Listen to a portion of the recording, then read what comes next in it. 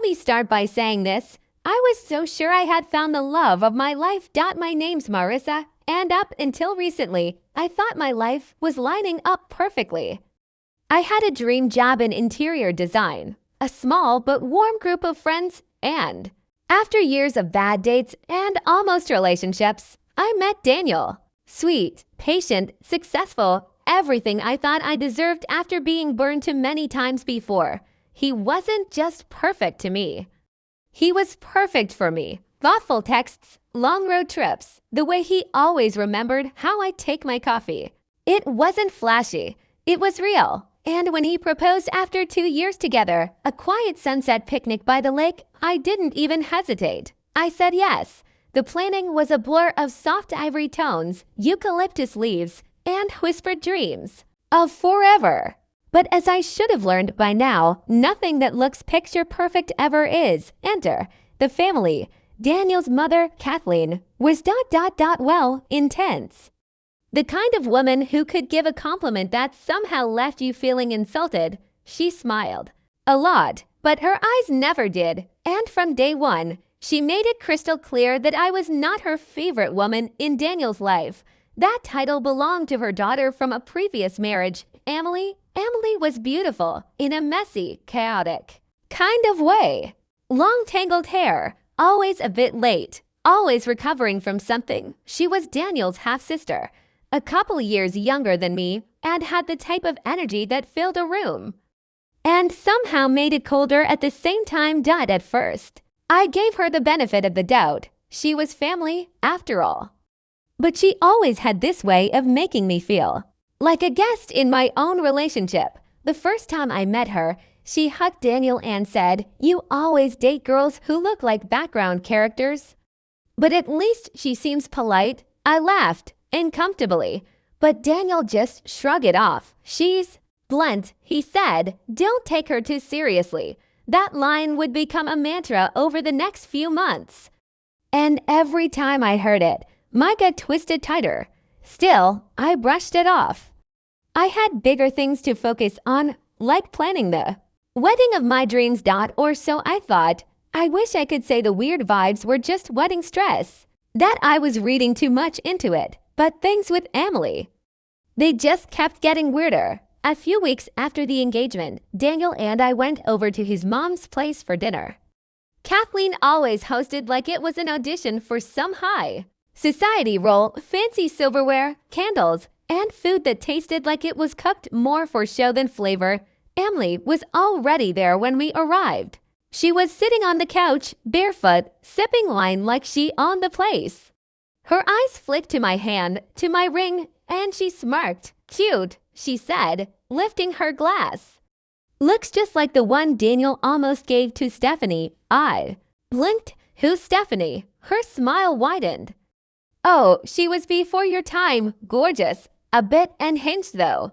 But Daniel loved her, didn't you?" Daniel looked very interested in his drink. "That was years ago." Kathleen gave a sharp little laugh. "Let's not dig up the past. We're here to celebrate the future." But the vibe was already ruined. I smiled through the rest of the evening, but inside I was screaming. Who the hell was Stephanie? Why hadn't Daniel ever mentioned her? And why did Emily feel so comfortable bringing her up in front of me? After we left, I finally asked him. "Stephanie was just someone I dated in college," he said, brushing it off. "It didn't end well. I didn't think it was worth bringing up." Maybe it wasn't, but the way Emily said her name, it felt loaded. The following weeks were filled with microaggressions. Passive-aggressive texts from Emily like, "Can't believe you're letting Daniel do a fall wedding. He hates fall. Your dress fitting is the same day I need help moving. I guess I'll just figure it out alone. If you're gonna do your hair up, you might want to contour your jawline more."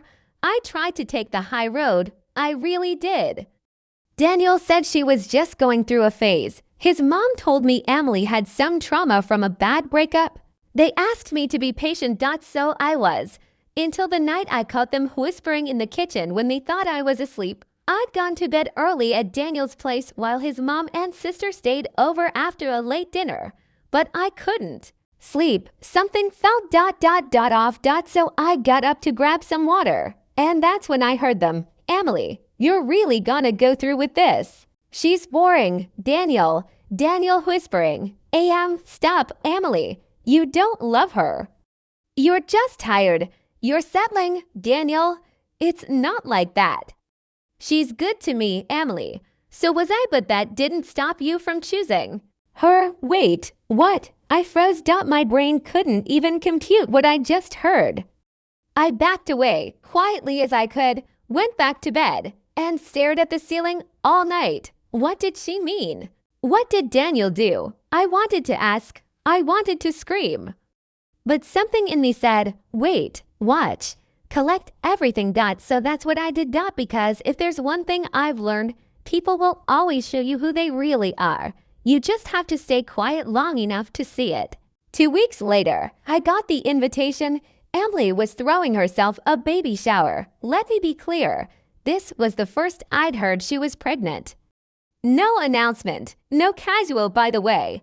Just a glossy invitation with gold trim that said, celebrating. Emily and Baby D was supposed to mean Daniel. No, there's no way, right? My brain started racing. I scrolled through her Instagram. No pregnancy posts, no bump pics, just mirror selfies and aesthetic brunch. Was she even showing? I showed the invite to Daniel. He stared at it like I'd handed him a bomb with a lit fuse. I didn't know she was pregnant. He said quietly, you didn't know your own sister was pregnant. She doesn't tell me everything. We're not that close, except, weren't they? That whisper in the kitchen haunted me. So was I, but that didn't stop you from choosing her. The baby shower was being hosted at Kathleen's house, of course. And despite every bone in my body screaming don't go, I showed up. I wore white. Not to be petty, okay? Maybe a little. But because Emily had specifically said in the invite wear blush or nude tones. When I walked in, the room fell silent for a second. Emily's eyes went cold. Kathleen looked me up and down and gave me one of those tight-lipped smiles that screamed, bless your heart. There were balloons, cake pops, pastel decorations, and not a single trace of a father's name. Every mention was just Emily and Baby. She floated around the room like a damn goddess, touching her barely there bump, soaking up the attention. People kept asking, who's the dad? And she'd just laugh. When it was time for gifts, she unwrapped mine last. I had given her a neutral onesie set and a baby memory book. She held it up, smiled sweetly, and said loud enough for everyone to hear. Ah, how thoughtful. But hopefully Baby D's real mommy will have better taste. Everyone laughed awkwardly. My ears burned. I left early. And then that night, I got a message from a private Instagram account. No name, just a picture, blurry, grainy, looked like a hotel hallway. In the middle, Emily, and next to her, Daniel. They were holding hands. The caption just said, still think you're marrying the right brother? My blood ran cold because the person who sent it was Stephanie. Yeah, that Stephanie. I didn't sleep that night. I just stared at that photo. Daniel holding hands with Emily in what looked like a hotel hallway. Was it old? Was it staged? Why would Stephanie send it to me? And why the hell was Stephanie involved? Daniel walked into the kitchen the next morning, rubbing his eyes like nothing happened. I slid my phone across the table. He stared, blinked, looked at me. That's not what it looks like, of course. Okay, then tell me what it is, Daniel. Because if this is your sister, and that's your hand, then it was from months ago, before we even got serious. My heart sank. Wait, you dated her? He didn't answer. He just looked down. That silence, it was louder than a scream. You dated your own brother's ex? She wasn't his ex yet. It was complicated. We weren't together, and neither were they. You lied to me. I didn't lie. I just didn't tell you, because it didn't mean anything, right? That's why Stephanie is sending me warning shots and Emily is calling herself Baby D's mommy like this is some kind of soap opera. I told him I needed space, that I was going to my sister's for a few days. When I got home to pack, I found an envelope taped to our apartment door. Inside was a copy of our lease, and Emily's name was on it. Not as a tenant, as an emergency contact. The first one listed, before mine, there, in black and white. Emily St. Clair Emergency Contact Cell, redacted relationship, family. I stood there in the hallway, shaking. How deep did this go? Then my phone buzzed again. Another anonymous message. She was always part of his plan. You were the cover story attached. A different photo, this time of Daniel at the OBGYN clinic, sitting in the waiting room reading a pregnancy pamphlet. Date stamped last Tuesday. The same day he said he was working late. I still don't know why I went. Maybe I wanted answers. Maybe I needed witnesses, or maybe I just wanted to see the look on his face when it all crumbled. Daniel's sister Lacey was throwing us an engagement party. Or, well, throwing him one. I was just the accessory. I hadn't told him I was coming. I dressed in black, wore paint, basically. And I didn't come alone. My best friend Liv was at my side, armed with screenshots and a don't mess with her attitude. The party was extravagant. Champagne towers, candlelight, fake smiles. Daniel's mom hugged me like she hadn't emotionally disappeared the second Emily reappeared. I'm so glad you could come, she whispered. It means a lot to Daniel, does it? I wanted to say. Because it sure didn't mean enough for him to not knock up his ex while living with me. We walked into the backyard garden where the party was in full swing, fairy lights, a future Mr. and Mrs. sign. And right under it, Daniel, looking like a man who still thought he had everything under control. He kissed my cheek like nothing was wrong, like I wasn't one text away from burning this entire night to the ground. And then she walked in, Emily, wearing white. Belly bump peeking under her designer coat. Gasps, whispers, she didn't hide. She walked right up to the family table and sat next to Daniel's mother. No one stopped her. In fact, they seemed ready. Like they expected her. Like this was part of the damn script. I took the mic. Oh, thank you all for coming, I said, fake smile tight across my face. I just wanted to say a few words. Daniel's eyes widened. Babe, maybe we should. I raised a hand. No, let me finish. I pulled out my phone. Airdropped the photo, Daniel at the OBGYN, to every device in the room. Gasps again. I spoke slowly. This is Daniel. Last week, at an appointment with Emily, who, in case you missed it, is currently pregnant with his child. A child conceived while he was living with me, planning a wedding with me. Silence. A fork clattered to the floor, and then chaos. His mom fainted. Lacey screamed. Daniel tried to grab the mic, but I held it tighter. You all want to pretend like this fairy tale is real, I said. Fine, but let me rewrite the ending. I looked right at Emily. Good luck raising a baby with a man who lies this well. And I walked out. No tears, not then, just fire. 2 months had passed since I blew up the engagement party. 2 months of silence from Daniel. 2 months of petty Instagram stories from Emily, her belly, her ring, her miracle baby. 2 months of his family acting like I was the villain in their tragedy. And then, there it was, the baby shower. It wasn't a private event. It was a damn production. A massive tented garden event with a string quartet, champagne for the guests, not the mom, pastel balloons spelling out baby girl Callahan, and yes, a sponsored cake by a local bakery. Classy. They didn't invite me. Of course, they didn't. But they made one mistake. They held it at the restaurant, my restaurant. They still thought I was just the girl who Daniel cheated on. They forgot I was the one who owned the place, so I showed up, not screaming. Not throwing wine. I wore a white suit, hair done, makeup perfect. And I didn't say a word when I walked through the main entrance. I simply smiled at the event planner, who nearly dropped her clipboard. "Ma'am, I carry on," I said, just making sure my venue's being respected. Heads turned. Whispers rippled. Daniel saw me. He froze mid-toast. I walked up to the dessert table, took one of the custom cookies, "It's a girl," and bit into it. "Delicious," I said to no one in particular. Emily tried to act unbothered. "Oh, look who's here," she chirped. "Didn't think you'd be brave enough." I tilted my head. "Brave? No, professional. This is my property, after all." She blinked. "What, you didn't know?" I smiled. "Daniel forgot to mention that he threw your little celebration on land I own." "Well, that's on brand for him." Her face turned red.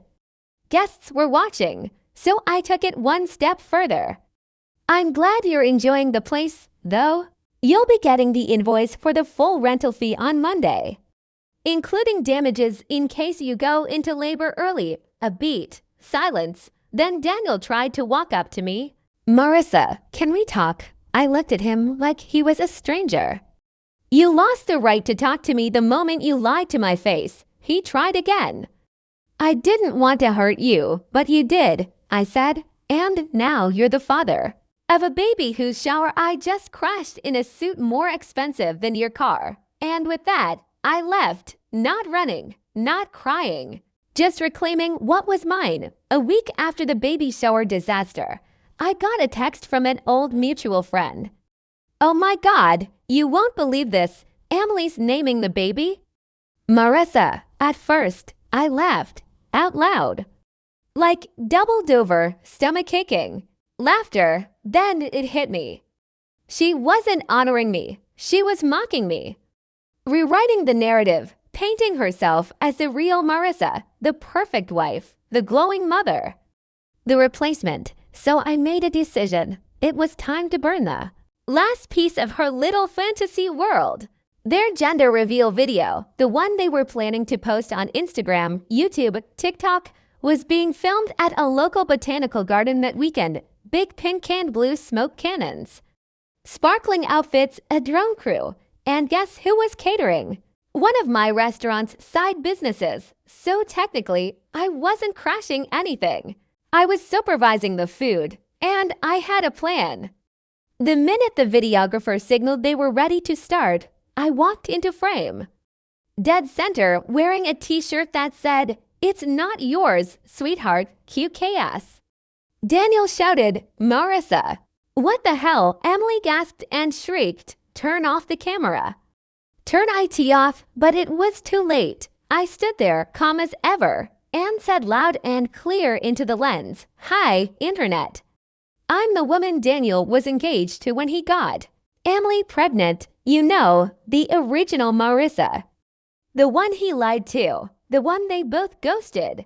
The one this child is apparently being named after because stealing my fiancé wasn't enough." Silence. Gasped the camera guy. He didn't stop recording. He was getting paid, and this was pure gold. I took a step closer, smiled at the stunned guests, and added, "But hey, congrats on the baby.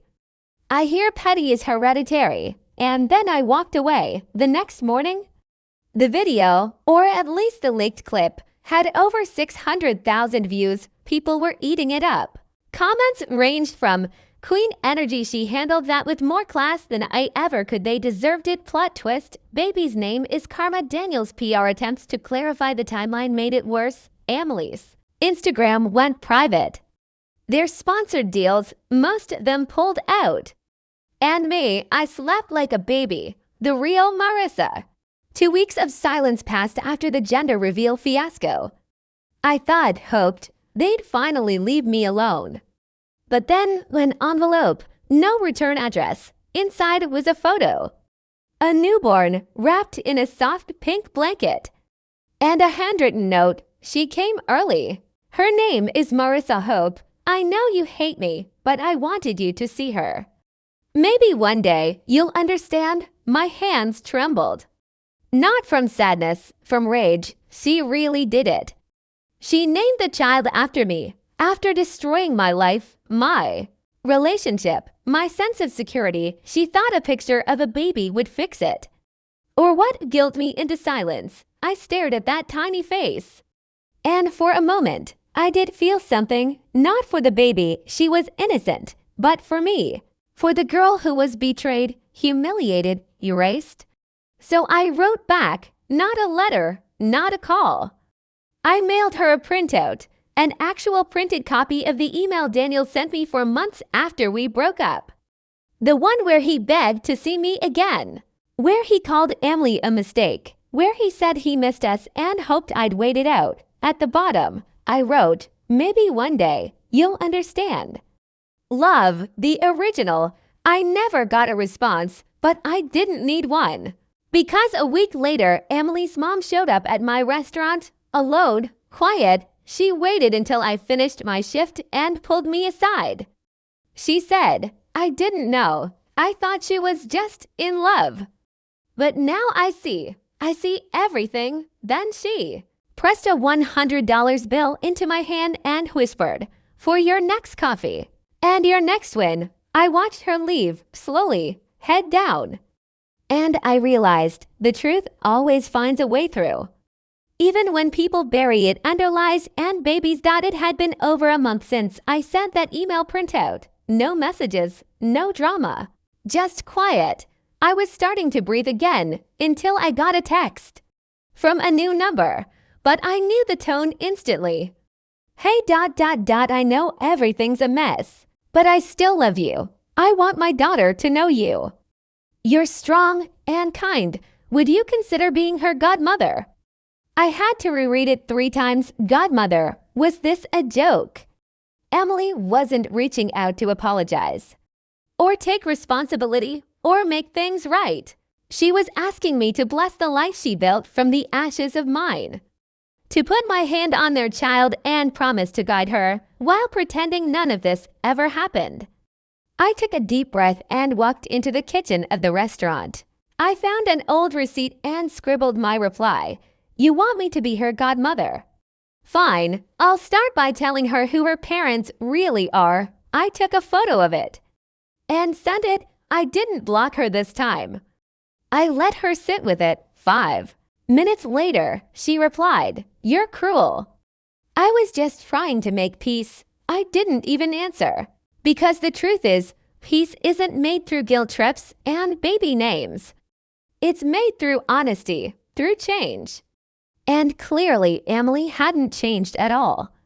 She was still the same manipulative, entitled girl who thought the world owed her forgiveness just because she wanted it. But I was no longer the girl who handed it out for free. Not anymore. The lunch rush had just ended. I was wiping down the bar, half listening to the quiet hum of the dishwasher in the back, when I saw her, Emily, standing at the entrance like a ghost from another life. No baby, no fiancé, just her, drenched from the rain, mascara streaking down her face like ink on a ruined letter. She walked in like she didn't know whether to run or fall to her knees. I didn't move, didn't blink. She sat at the bar, across from me, like a stranger who had no idea how badly she'd burned. The bridge. I didn't know where else to go, she said softly. I stayed silent, let her fill the silence for once. I messed up. I miss you. I didn't know how to fix it, but I couldn't keep pretending I'm okay. I'm not. Still, I said nothing. She finally looked up at me with watery eyes. I didn't mean for any of this to happen. It just did. And then it got out of control. That was it. That was the sentence that lit the fire in my chest. I leaned forward, slowly, like I was done playing the quiet role. You didn't mean for it to happen, I said, calm but cutting.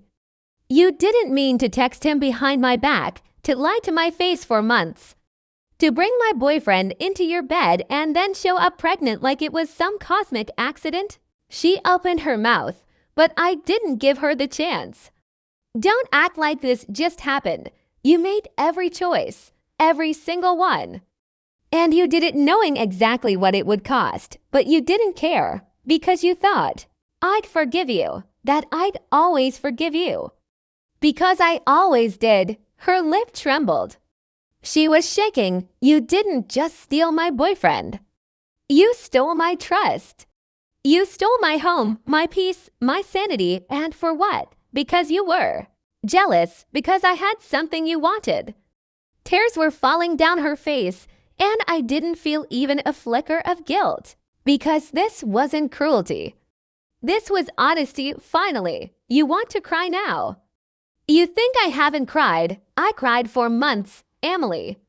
While you played house, I was piecing myself back together. Alone, she tried to reach across the bar, but I stepped back. You don't get to be the victim here, I finished. You made your choice, now live with it. The silence that followed was deafening. She didn't say another word. She just stood, shaky and pale, and walked out the door, this time for good. And I stood there, heart pounding, finally empty of everything I never said. It came in.